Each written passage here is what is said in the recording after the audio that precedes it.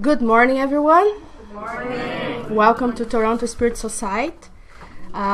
Today, we're very happy to see all these faces here. Some it's new, and this beautiful, little cold, chilly, but beautiful, and happy to see all here today with us.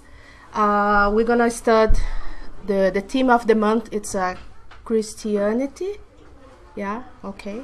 And today we have our Marcos Diclei, and the theme will be the Primitive Christian Church. And we are going to start with our friend Otto with the initial reading and prayer.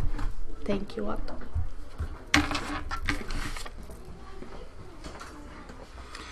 So I'll read a message from Divaldo Pereira Franco from the book Happy Life by Joana de Angelis. While you have the resources, cultivate solidarity. You are a social being and need the company of your neighbor in order to achieve the goals that you were reborn for. Solidarity is one of the most useful instruments for success in this attempt. Become useful, be kind, spread the goodness, and in return you will never find yourself alone. And with this message about solidarity, let's us all close our eyes and pray. Ask for God, our Creator, to shed His light upon us, and that this moment of us here together become one of the ways to bring solidarity to this world. And let us all also ask God to enlighten our brother Marcos Diclei today in this session with us here. Let us all also ask our friends here, incarnate or discarnate, to help us, to inspire us in this moment, and that this lecture today bring us what we need in this moment and for all our lives from this moment on.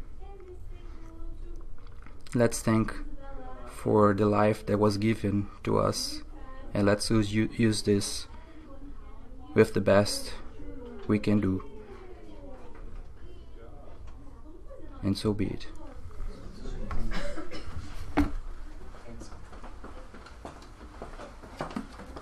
Thank you, Otto. Thank you, Michelle.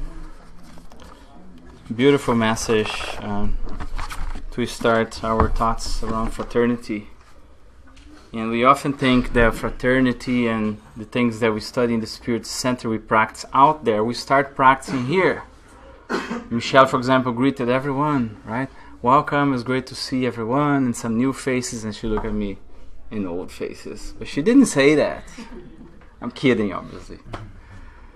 But today, it's always a special day when we are here among our family, with everyone also at the internet. We have our digital medium back there, Marco Denise. If you have comments or questions, you can text him via Fab TV or Facebook, and he will rapidly reply, and obviously we'll have questions at the end. So today, we are going to take a quick look at the primitive churches. And when we think about primitive, what we mean is the churches at the very beginning of Christianity, at their early stages. And we'll do that taking a big help from Emmanuel and Chico Xavier through the book Paul and Stephen, which is a marvelous book. If you haven't had a chance to read this book, it is an amazing journey. I encourage you all to read. There's actually a few studies ongoing through the internet right now with Vanessa Anceloni from the US. She's reading, I think, a chapter a day. So it's a great book. And we ask Jesus and the good spirits here present to inspire us. And may we all take at least one thing out of this journey today that we can apply in our lives. So why it's important actually to discuss about the primitive churches.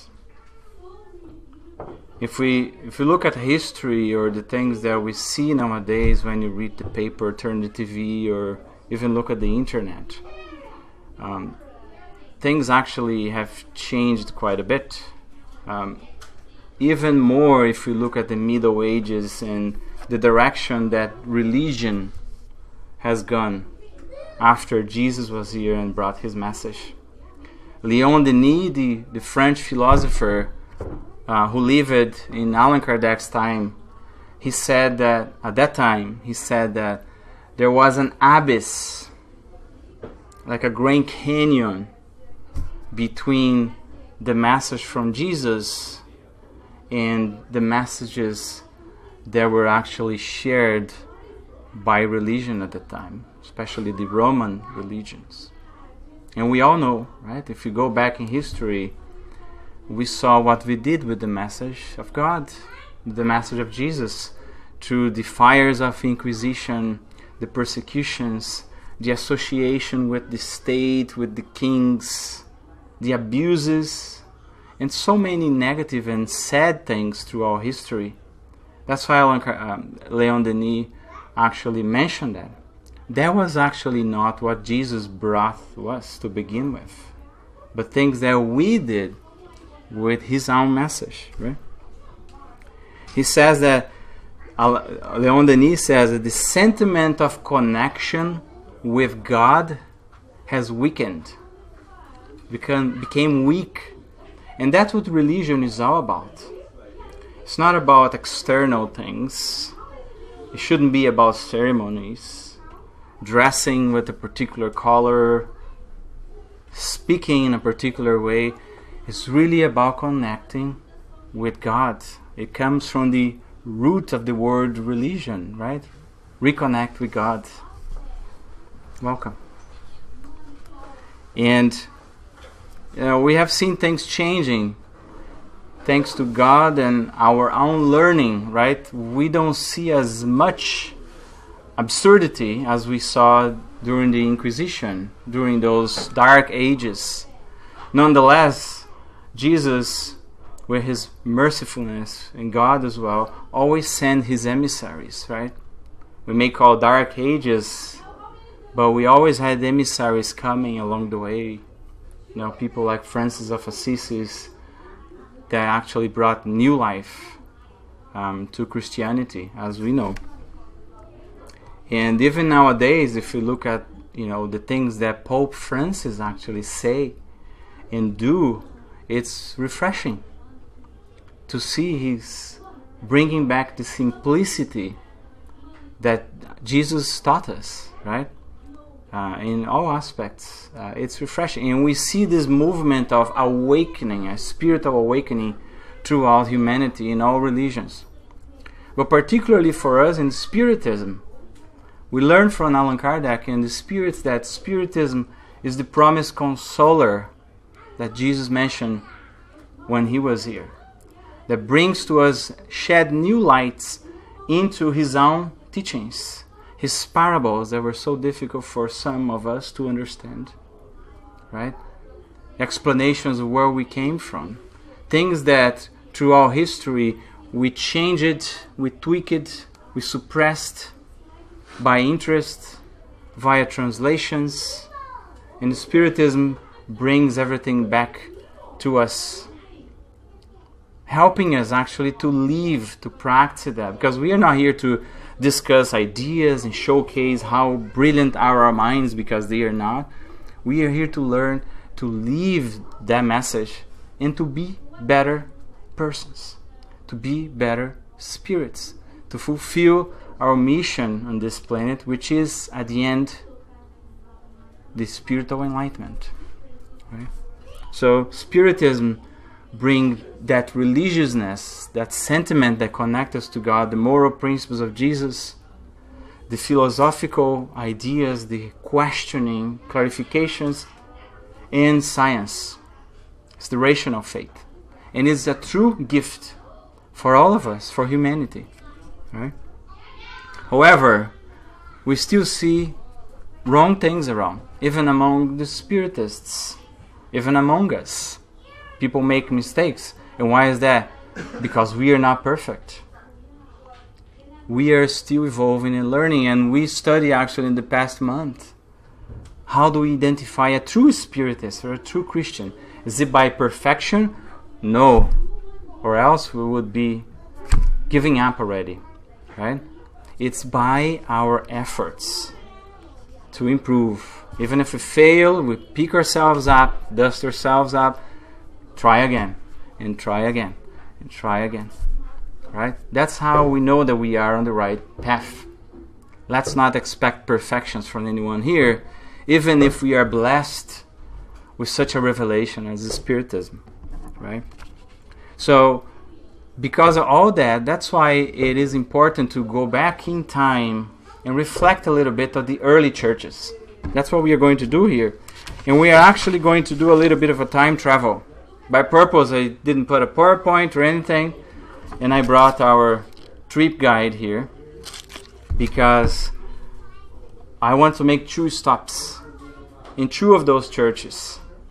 One is the Church of Jerusalem, and another one is the Church of Antioch. And when we read this book, and we'll read a few passages here, we can clearly picture the scenario on those churches, the sentiment between the Christians, and that's what we need to recover. We revive that sentiment in us and among ourselves in the Spiritist Center, on the street, with our brothers from the Catholic Church, from the Baptist Church, those that are atheists. That's the fraternal sentiment that Otto just read for us a few minutes ago. That's the beauty when we take a look at those churches. Right? Marcio, last week, if you were all here, if you watched the lecture, welcome. He discussed about the 12 apostles of Jesus, right? Those whom he called and touched their hearts to continue propagating his message, living his message. And he obviously touched many beyond those 12 disciples. So we have an idea who they are, what they did. Today we will look at specifics, the formation of some of those churches. And when we think about churches, we probably think about the cathedrals, right? With the nice windows and the altars. That is not the churches that existed at that time. And we'll take a look in a minute. To begin with, the interesting thing that we learn is even the term Christians was not used at the very beginning. Jesus didn't say, I'm creating a new religion here. We are opening a new church on Jerry Street with Parliament. You all come there. That's our church, the church of the Christians. No, he didn't do that. That's a new religion, so you forget Judaism and come to Christianity. He didn't do that. Jesus was actually Jew. And we fight so much criticizing the Jew because we are from this or that religion. Well, he was a Jew to begin with. Right? So it makes us rethink what we are doing with his message, fighting among each other. We would push him away if he come to the TSS because he's a Jew, Catholic, atheist. Right? That's a wake-up call for us to begin with. So he did not found the church. He did not even write the Gospels, right? Who wrote the Gospels? Anyone? The disciples, the apostles, right? Those who lived those messages or interviewed those who lived those episodes and wrote those books. And next week we will talk about Paul of Tarsus, who wrote a lot. So I'm not stealing the thunder for the next speaker here. And when Jesus was crucified, what happened? All the 12 gathered around him, right? and protected him. They all whoosh, disappeared. Not all, actually, right? A few of them stayed around. So Peter was around, and John was around, and then John went to Maria to give her the news, and then Peter the first time said, "Hey, you Jesus, right?" "No, never heard of him." So it was really Maria, John, Mary of Magdala with him on the crucifixion, but everyone else disappeared. A huge persecution started, right? And everyone was in panic. Where did the Christians actually got together to discuss about the message of Christ? In the underground catacombs. And catacombs is a cemetery, abandoned cemeteries. That's where they had this kind of meeting that we are having right now here. Talk about what Jesus said, right? Hear from each other the struggles in life and encourage each other. It was in an underground catacomb, right? And the other day I was talking to someone, "Oh, where's your church?" "Oh, it's in a basement." "In a basement?" This is a palace comparing with the catacombs from the early Christians, right? It's even warm here. There is electricity, no, not the torches in the walls. And we're not afraid that the police will storm in and take us to jail. They were there, but it could happen at any time. Welcome. So it's a different reality, but that's the beginning of those agrupaments, because church in itself it's a congregation of people who gather together for a common objective. So can we say that this is a church? Of course. Right? So this was the very beginning. And after Jesus passed, he obviously came back several times, not once, but a couple of times, and appeared to the disciples, to the apostles, to encourage them, right? To encourage them to continue the work, so they wouldn't feel discouraged and abandoned after Jesus actually passed.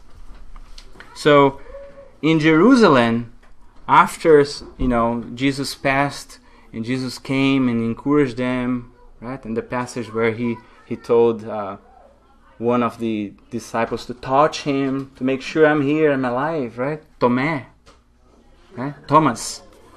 That was one of the passages. Encourage everyone. He's alive. Let's make sure his message doesn't die. And they gather in the little home of Simon Peter, a fisherman. So he was in the palace. There was probably a kitchen, a washroom, and the bedroom. That was pretty much their house where they started to gather, right? At the beginning in Jerusalem. John, James, as we know in Portuguese as Tiago, and a few others, right? And they were known as the men of the way of Christ. They would call it the man of the way. And that church of Jerusalem was called the Church of the Way, right? Or the home of the way. That's how they were known. They were not known as Christians at that time. So let's take our first look at the church. And I'm going to read a few things here. So we are landing in Jerusalem right now. Let's pretend that we just got into the Jerusalem church, the little house of Simon Peter's, in a regular day. So the apostles' house in Jerusalem, Simon Peter's house in Jerusalem, there was more and more activity involving helping those in need. So they were not like us here, sitting comfortably and discussing about Jesus. There were people coming, people in need. And this required a huge coefficient of care and dedication. There were the insane, who came from all the provinces, abandoned old people, squalid, starving children. And that was not all. At mealtime, once we gathered together here for lunch and learn, peacefully and calm to eat our meal, at their mealtime, long lines of common beggars implored the charity of a bowl of broth. With their tasks accumulating enormous sacrifice, John and Peter were helped by some friends to build a modest ward intended for the work of the church that had been created to spread the message of good news. So they gathered together actually to spread the message of Jesus, of Christ, and keep that alive. However, there were so many underprivileged people from the society at that time, poor people, people hungry, had no food, sick, old people abandoned by their families, and they all went there because they heard about the message of Jesus, about comforting and charity and fraternity and understanding and strength, right? And the cures that Jesus did, some of the disciples actually did. It was full of people. Imagine a little fisherman house full of people. And as we just read here, a few friends actually made a few donations so they could build a little room on the side to expand and then have the meetings as we are having over here to talk about the gospel. What ended up happening? They ended up using that to put beds, take care of the sick, to feed people because the house didn't have enough space. Now look at this. Their assistance to the poor, however, did not leave time for spreading the evangelical teachings. So they wanted to talk about the gospel, but they didn't have time because they worked day and night to feed the people, to cure people who were sick and help everyone. So that is charity, right? And Allan Kardec, very wisely, in the Gospel according to Spiritism, he brings up this maxim that without charity, there is no salvation. And salvation means leaving behind the old man, the old women, all the vices that we have, to reborn or to proceed in our existence, improving ourselves, right? Charity is the key.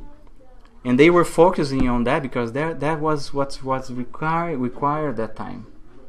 And Allan Kardec didn't say, without the church there is no salvation, right? Or even Christ never said that, because if we say without the church there is no salvation, what happens here? We create a spirit of division. Only those who come to the TSS will be saved. How about those? There are our brothers and sisters who are not Spiritists. What's going to happen with them? Are they condemned to hell forever? How about the atheists? So it was very wise, and we need to think about it as a Spiritists, right? It's not because we are Spiritists that we are saved, we are perfect and better than anyone else, right? It's really the works that we do internally and externally that matters. And that's the work that they were doing at that time. So they were all busy. And what did they do? We think that Simon Peter was very ignorant, a fisherman. He doesn't know anything. Well, he called a planning day. We have a planning day at the TSS, right? He called a planning day and said, listen, there's too much work here and we need people. We need volunteers. Who here can join us to cook food? Who here can join us to take care of the sick? And they recruited 7 more people to help, right? The churches need people to help. They are not companies that pay people. It's all volunteer work, depending on donations. It's actually like the Spiritist centers, right? It depends on charity. And there was one young man who came from Corinth that joined on this with this 7. And actually, he was the only one who find a way to start talking about the gospel of Jesus. He kind of broke that cycle. Everyone was settling on that status quo for the sake of the amount of work that they had. But there was also one thing. They were afraid because they were in Jerusalem, the center of the Jewish community, right? And they were afraid to talk about Jesus and being persecuted again. And even James, who had a very strong ties with the Jewish community, he had friends making donations and helping the church, and he was afraid if he started talking about Jesus publicly, he would be reproached by his friends, and they could stop their donations and then they would be in trouble, right? Where would they get the money? So no one dare to publicly, when there's a lot of people, talk about the gospel of Jesus. So there's two things, right? Their busyness, because they were very busy practicing charity, helping people, but they were also afraid. And Stephen, that's the name of the young man, he was the first one actually to start doing that. Stephen became famous for his work helping people, but his noble efforts were not limited to the task of mitigating the hunger of the poor. Illuminated by his pure and ardent faith, his word shone amid the Galilean apostles in the church's preaching. Under the pretext of not wanting to harm old establishment, nearly all his companions refrained from their comments about Jesus in public beyond considerations that were agreeable to dominant Judaism. So they would only talk up to the point where they wouldn't create trouble with the Jewish community. And because his soul has been tempered in the sublime forge of suffering, his preaching was full of tears and joy, and appeals and aspirations. So Stephen really connected with people because he suffered so much, right? And if we read the book, we will understand why. But this is the scenario of the church in Jerusalem. And there was really a division at the very beginning of the church. James and even some of the others, they thought that they should preach the gospel of Jesus to the Jewish community in some point, a little bit down the road, right? When they really got encouraged. You should stick to the Jewish. And then others, like Paul of Tarsus, and we'll see later, he wants to go out of the Jewish community. Because, especially Paul, he was afraid that we would forget the message of Jesus. Jesus wasn't accepted by the Jewish community as the Messiah, right? He was in second plane or no plane at all. So if we only circumscribe as the people of Israel, the question is, would we have Christianity as we have today? Right?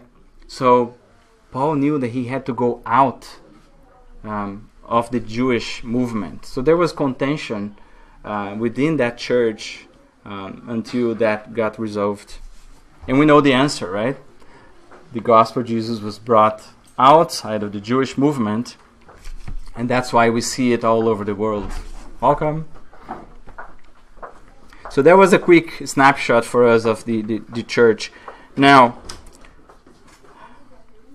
next week we'll talk about Paul of Tarsus, or Saul of Tarsus. So I won't talk too much about him, but there's no way I can not do it a little bit, right? So he was 30 years old at that time. He was a young man, and the most relevant Pharisee at that time, the doctor of the law. He was set to be the chief of the whole Jewish movement, right? And very well educated, very strong in his desire to serve God by enforcing the Jewish law. That was his intention, right? And he got wind of the news about the Christians, and he saw that an absurdity. Jesus talking about equality, putting people together. Jesus curing on Saturday, which was a day that we shouldn't work according to Jewish traditions. So they were breaking the laws. And for Paul, that was unacceptable, right? So he got a letter from the Jewish authorities to wipe out those men of the way. And then he went to the church of Jerusalem, imprisoned people over there. Stephen ended up stoned.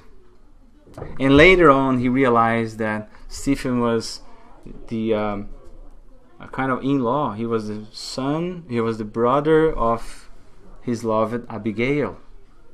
So it is a very intricate story, but Saul was the center. Everyone could not even hear about the name Saul. They would just shiver, afraid of him. He was merciless. Right? And this is how God works. To make sure the Christianity, as we know, would expand, He picked one very special person. Let's think about ourselves. Let's think in our lives, the most important work that we have, the thing that we care most, that we feel when I passed away, I want this to continue, right? So we look for the most trustworthy person that we can give that message, the person that agrees with our thoughts, that we know that if we passed away, that will continue. Like our children, right? So you know what? You continue with this idea, with this business, or take care of this house, or take care of my dogs, or something we really love. We look for someone who we can trust. And interesting enough, God sometimes does things that we think it's impossible, right? Imagine if for the thing that we care most, we ask our most tough enemy, the person who persecutes us, who hates us, maybe who wants to kill us, and we say, can you take care of this for me? Would we ever do that? We would never do that, right? But that's how God is. And sometimes I used to think that God has some 12-lane highways leading to places that our narrow roads in the world can't get there. And for us is the end. You know what? This is impossible. So God recruited Saul of Tarsus. Jesus, let's be specific. He recruited Saul of Tarsus. So here is Christianity. Take care for me and spread across all the world. Would be a joke, right? Well, he wants to kill Jesus and all Christians. How can you give it to him? That's what he did. One of the ways that one of the incidents when Jesus appeared to people on earth was when he appeared to Saul of Tarsus. Saul was going to Damascus to persecute the Christians, to kill Ananias and others. Jesus just, materialized in front of him and just called him, Saul, why do you persecute me? And instead of Saul get angry, all that stuff, all of a sudden, in a few minutes, said, what do you want me to do, Master? He changed it from night to day, water to wine, as we say, right? He just clicked. What do you want me to do? And Saul was that man. And next week we'll certainly talk more about it. But it's a big lesson for us. When we think things are at the end, that there's no hope, that people were telling us that, this is what's going to happen no matter what, we never know. We know nothing. The plans that God, the good spirits have for every single one of us, we can't tell. We can't tell. And that's fate. That science can't prove. But deep there we know. We know and we feel, right? And Emmanuel, I love this message from Emmanuel. He says, when there is darkness, it's time to make light. And even being Spiritist and coming here to the study groups and listening to lectures, when we are visited by suffering, we forget. It's tough. It hurts.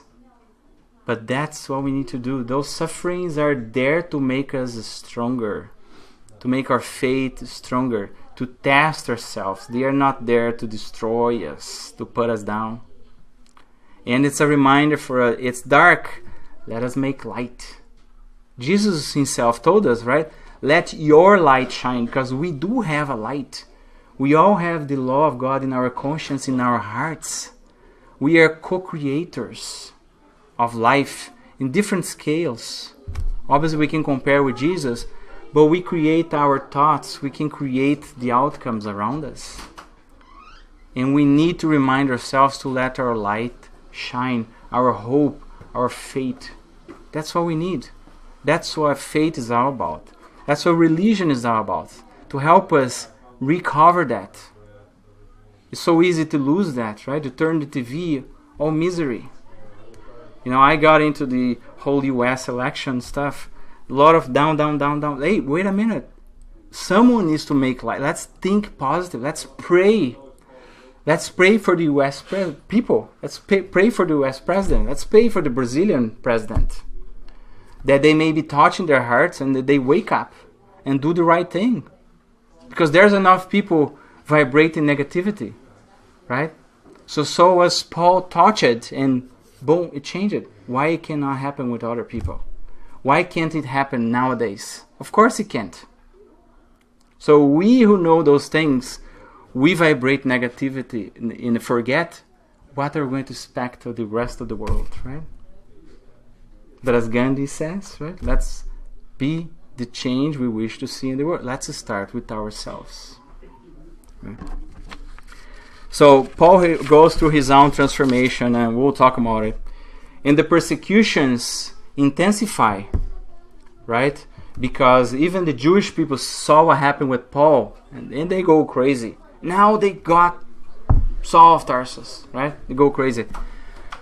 Even the church of Jerusalem fades away a little bit, and people just fled out of Jerusalem. And that's why they go to a city of Antioch, which is about 250 kilometers north of Jerusalem. So it could be like Ottawa, I would say. But we didn't have cars at that time. So it probably felt more like Montreal. Let's go really far so we have a little break of the authorities. So go to something like Montreal, which is completely Vancouver, right? Very far. It's like a different world. That's what they did. And that's when they started the church of Antioch. So let's take a look at what happens in Antioch, actually. So let's arrive at the church of Antioch. And I'm going to summarize things a bit here. So let's look at the city of Antioch, right? As we look Toronto from the above, right? A cosmopolitan city, like Toronto, was a big center. Antioch had become the center of great immorality. Ooh, what a place to choose to open a church. Against its backdrop, adorned with precious marble, displaying the opulence of its inhabitants, every sort of vice proliferated. The wealthy gave themselves over to unbridled, licentious pleasure. Stylish groups would gather in the man-made park, where every sort of activity was sinfully tolerated. Public wealth provided vast opportunities for all sorts of extravagance. So it was a society, a corrupted society, right? As we may think of the world nowadays, right? Again, where there is darkness, there has to be light. So they set to open up a church over there. Now, the city was full of merchants who fought amongst themselves without respite. It was also replete with ambitions of the lowest nature and dramas of passion. Very negative. Very negative. Okay? But it was a city full of workers, right? Humble workers, laborers, people who worked in heavy tasks, right? And those were humble people. Those were the people touched by the gospel.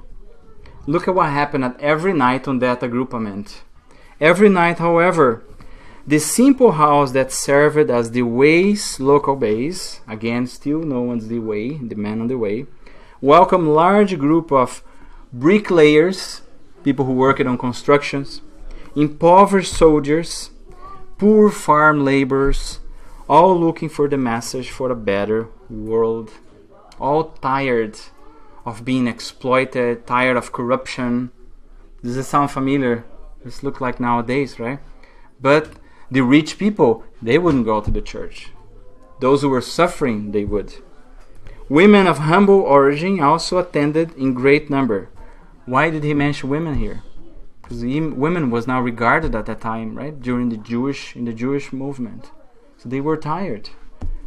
And Jesus welcomed everyone. Most of the attendees were interested in counsel, like our fraternal meetings, consolation. Hopefully, when we discuss about the gospel, we give console to each other. That's the main reason for it.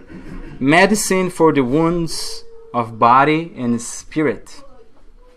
We need medicines for the body and spirits, right? Because we are not our bodies. We have a body. We are spirits. And the wounds of our bodies reflect the wounds of our spirit, right? So at night everyone would look forward to come to those meetings at the church for consolation, for help. So very interesting to see what happens there. Now look at this. The church had been founded by disciples from Jerusalem under Simon Peter's general auspices. So Simon Peter was actually in charge of sending a group of people there to form that church. The ex-fishermen from Capernaum felt they should take advantage of the break in the persecution. So after a while they had a break in the persecutions to expand Christ's reach. Expands Christ's reach beyond Jerusalem. It's already started, right? We need to expand Christ's reach. And I found that interesting because sometimes I feel like Canada, when we look at the Spiritist centers that are starting to pop up in Canada, it feels like a network covering Canada, right? And the world. But I think Christianity like a network, like a web, where people connect to receive the strength that we need, right? So they were expanding the network. They were opening up an outpost of rescue, outpost of light, such as these Spiritist centers, right? And have people like us who need support, and we connect ourselves to that web. That's what the church's mission is all about: connect people to God, right? So we can see that Simon Peter was not ignorant, as some may say. He was strategist, right? He thought about that strategy, encouraged people to do that. But then he says here that they were in need of intelligent men, because the church was composed of very humble people. And the interesting thing on that church is that they have Jewish people, they have Gentiles that were non-Jewish, and they have Christians. A big mix. Everyone lived in harmony. Everyone respected each other. But they need someone to preach the message of Jesus that they could understand each other's point of view. So they needed someone with intellect to be able to talk to Jews and everyone else, right? And Paul was around by accident, right? That we think sometimes we go to places by accident. He was in the right place at the right time. He was the man. And Simon Peter recruited him. You go there. He didn't know much about it. He had a long way to go and learn, but he played a very important role in that church. Right? And here's what he says. The church needed devoted brothers with thorough knowledge of the law of Moses and the gospel master, so that the task of intellectual enlightenment would not be neglected. Interesting that he says intellectual enlightenment in the Spiritist Center, because we often think about intellectual enlightenment in universities, right, outside. We got to remember that we need the two wings to fly, right, toward the spirituality.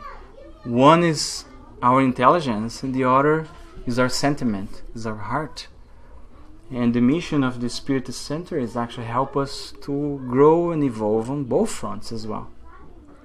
They have to come hand in hand. That's why Emmanuel is so insistent that we must study. Study the gospel, right? Study the Spiritist works, because it gives us an understanding of ourselves and of the universe, right? And we are so bad in spending time studying, right? We don't like to do that, but it is so important. Actually, Paul tried to occupy the tribune a couple times. He couldn't talk. He was shaking. He was so confused in his ideas.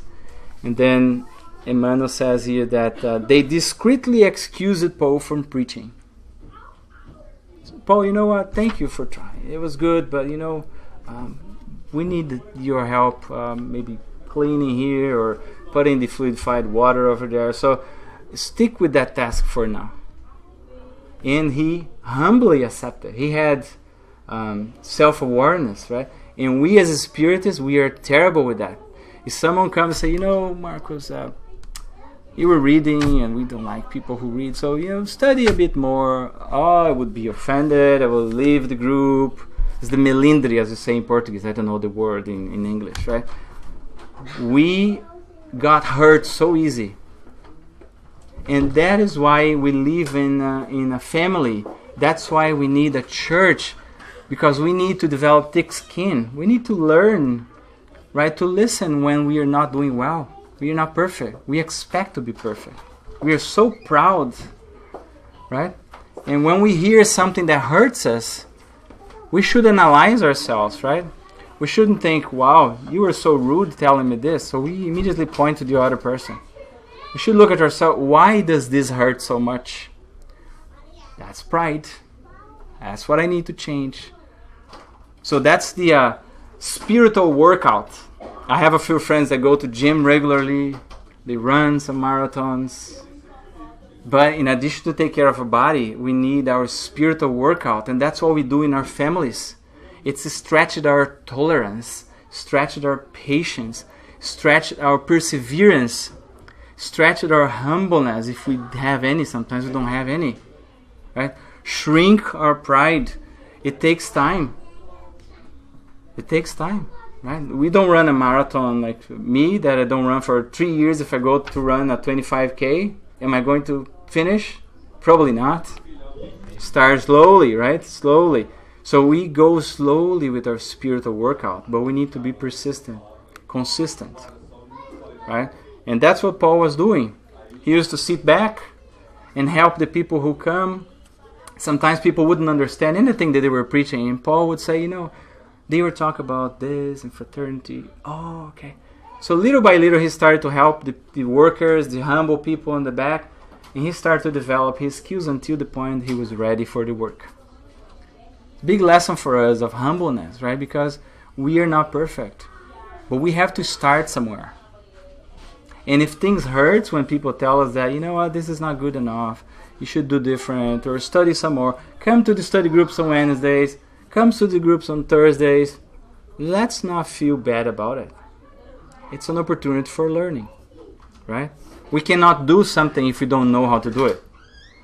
Right? Can we do the webcast without knowing how to operate the software, Marco? There's no way. Livia knows that. Right? So how can we self-improve if we don't know how to? How can we change something if we don't know what to change? And we are always looking at others. You're proud, you're selfish, you should change yourself. How about us, right? So that was the environment of that church. People had that fraternity they were talking about. Right? And they would assist each other. It was an environment of pure simplicity. There was no one trying to show up more than others. Everyone wanted to serve. Right? It was appealing, much more appealing than the Church of Jerusalem. No wonder. Right? There was a mix of people from different cultures. No one was afraid. And they were talking about the gospel of Jesus with their full hearts. They were opening up their hearts, right? And bringing emotions. They were not afraid. They have their environment, an open environment. They were not concerned with the strict dispositions of Judaism. Jews cooperated with the Gentiles. Jewish and non-Jewish. It's like a Catholic comes here, and a Baptist or an atheist, and they sit here and they watch the lecture. And we are not going to try to convert them to Spiritism. If they come to the lunch and learn, we'll sit with them, we'll talk to them. That's the environment of that church. That's what we need to learn from those primitive Christians, right? We come to the lunch and learn, and I love sitting with my friends here. We all speak Portuguese, and I sit with them. But then comes a visitor who do not speak Portuguese.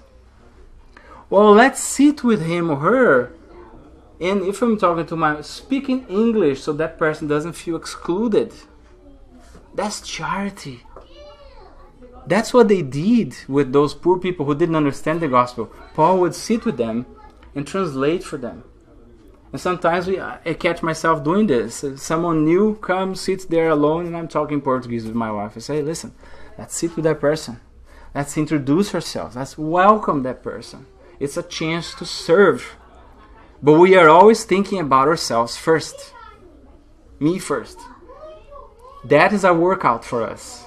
Let's stretch. You know what? Honey, let me sit with that person. And sit there. How are you? Do you like the food? It's the first time? Can I help with something? That's charity. That's fraternity. So it was evident at the church at that time. And I'm almost done. They were probably shorter with their discussions than I am. So I'm stretching your benevolence and your forgiveness. It's all about spiritual workout at the end. The meetings were dominated by the profound influence of spiritual love. There was no intellectual fights, right? Beautiful words. No, it's love. Understanding each other. Look at this. The pains and joys of one person were shared by all. If there is one person suffering, everyone suffers together. We feel the pain and we want to help. Even if helping means listening. What do? Oh, I'm going through some problems in my life. Oh, really? Oh, we should see what's happening at my home. My husband, that person that was feeling bad, now is even ashamed. We let that person who was crying because of her problem, now she's ashamed of coming to me. Is that fraternity? Is it love?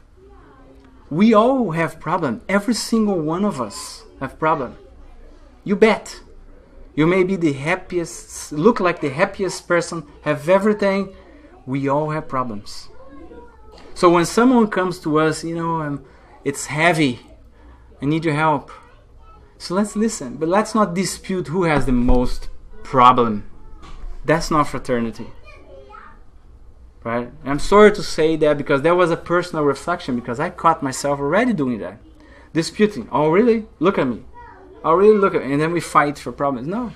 And if we cannot, if you are so heavy that you cannot listen to that person, we do have the fraternal assistant. Why don't you book and talk to someone? Direct that person for someone. Because sometimes we are so heavy that we can't. And that's okay. Sometimes we cannot. But let's not get into those disputes. Right? Pains and joys. It's not only on the pain that we should be fraternal with you. Joy as well. Hey, you know what? I got my graduation. I got promoted on the job. I have a baby coming in. My wife is feeling better. She's cured. Let's rejoice. And sometimes we feel jealous. Oh, it's so good with my marriage. Oh, it's so good with my, job. No, let's be happy with the happiness of others. It's hard to do. Sometimes it's hard to do because we want to be happy too. And we fail, and it's okay. It's a learning process. It's a spiritual workout again. It's a stretch for us. That's what they practice there in their environment. And that's what we need to bring for us here. That's what Spiritist Center is all about. We're not perfect, but we are on that journey. Right? It's like comparing yourself with Jesus, our model. Oh, it's too far. Yeah, it's far. But that's our model. Aim to Him and let's walk up to Him. So we should look at the Church of Antioch here, and that's what we want to have for ourselves. The unity of thought around a single objective provided occasions for beautiful manifestations of spirituality. And then there is many manifestations of mediumship that it's in the Acts of Apostles. We're not getting into it. But unity of purpose, unity of objective. We all have a different ways of doing things. Sometimes we do a slightly different way of doing the past. Sometimes a lecture that one person gives is different than the other. And it's okay. We are diverse people. We are different, right? The way what we do on the webcast, on the chat is different from one person than the other. What is important is the purpose and the principles of fraternity, love, and respect. There are a few things that we have to have. But there is diversity, and that's okay. We need to learn that as well. And we have a hard time. We have a hard time with that, with differences. And to conclude, the church, it was appealing, attracted people. All the visitors that passed by Antioch would hear about the church and they would come. And Paul used to work, right? They ate through his work. He used to build tents, sandals, and would sell with the money. He would help the church and eat. So he would spend the day working to go to the church at night. And people sometimes would come to his tent while he was working. Paul, I'm having this struggle here, or I didn't understand yesterday. Can you explain to me? He would talk to people. And one day, walks in his tent a doctor named Luke, right? And he never heard about Christianity. And Paul explains to him. And Luke become his disciple. Luke, who wrote the Gospel of Luke. He wrote the Acts of Apostles, which is a marvelous documentary. There's a lot of here from the Acts of Apostles. And Luke, discussing with them, how are you guys called again? The man on the way. Well, why the man on the way? Because there's the way of the good, but there's also the way of the evil. There's the right way, there's the wrong way. So it's kind of confusing. Why don't you guys change the name? Why don't you call it Christ followers, or how about Christianity? How about, right, Christians? And they all like it. That's how the term Christianity came into place. That's how all the followers of Jesus were actually called Christians. He said, well, if they hear Christians, they know you follow Christ. And that's all we want. We want people to think about Christ, about Jesus, right? So Luke was the one who introduced the term Christianity, right? And then the churches became the Christian churches. It's quite interesting. And again, the church is founded by Peter and everyone else, forming souls to expand the message of Christ, right? And we think, who knows who is going to form it by the TSS? Who knows who is going to reincarnate in Canada? Who knows what Jesus expects from the people who will pass here as Luke passed? Who knows? Emmanuel also said, those who receive the light must preserve the light. That's why it's so important for us to stick together, to go back to the core, simple message and protect the light, so that anyone who comes receives the simple and fraternal message of Jesus. Help everyone to improve. It's a big responsibility, right? It's a lot of people reincarnating. It's a lot of babies around, right? And across Canada, Spiritist Center are multiplying, right? And we all have a mission. It's not by accident that we are here together. It's not by accident that Paul ended up in Antioch. And we'll hear more about Paul next week. It's for sure not accident we are here, right? So there's a lot more I could say, but I'm not, because we are out of time.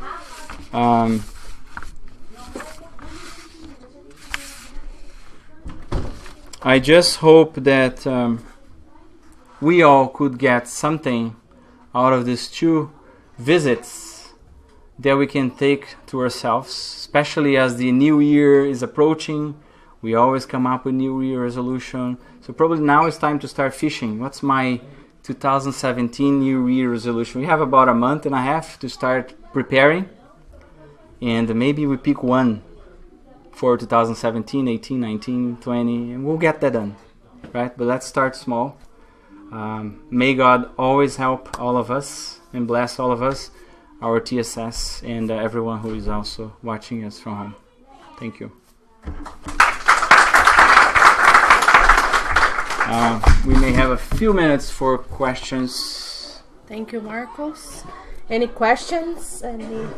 No questions comments? there? It's just a quickly comment, right? If we see Jesus didn't choose religion, right? Who chose religion was us, right? So the same Marcos said for us, the religion is from our heart, right? And we need to spread this faith, the love, to all around us. Doesn't matter if I'm going to the church, doesn't matter my church. One day, the religion will be universal, right? No one needs to, oh, this is my religion, this is your religion, and no, one will be universal. So start for each of us. Spread from your heart, spread from your love, right? And don't try to change anybody else. Try to change ourselves first. And we get go prepare for the passes now. Thank you. Thanks Thanks everyone who's watching us online. See you next time.